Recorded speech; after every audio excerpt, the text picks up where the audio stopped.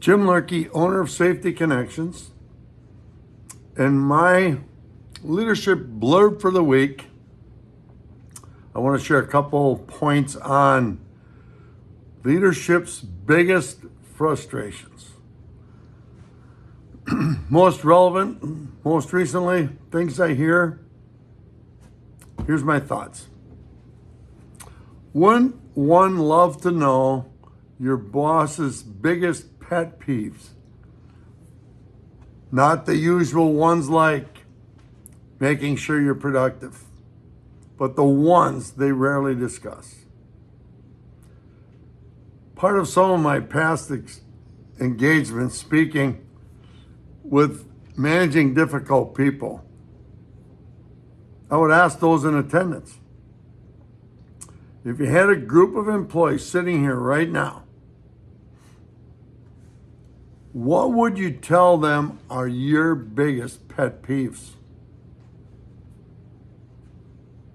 Then we'd break into groups, pick a recorder, and write down all the ideas.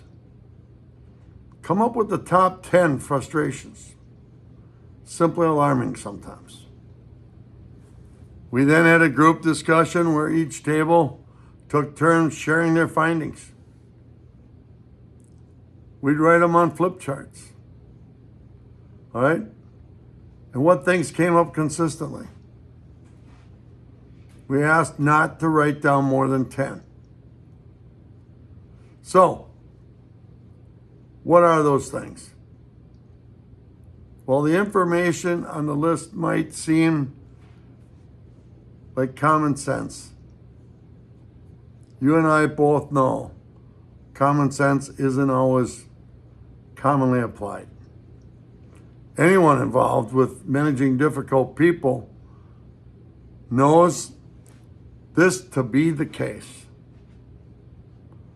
So we looked at some major mistakes employees make that tick off the boss, yourselves, that could jeopardize their jobs.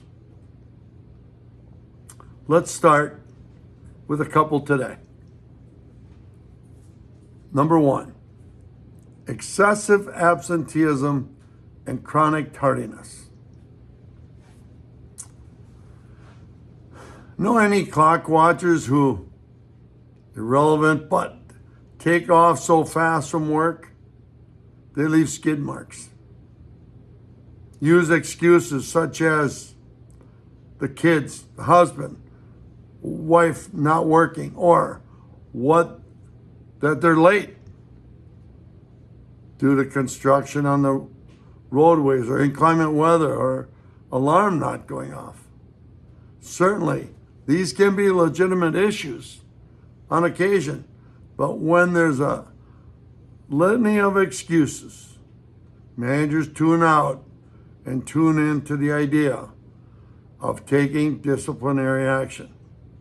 It includes anyone who shows up on time, but don't start their work until much later.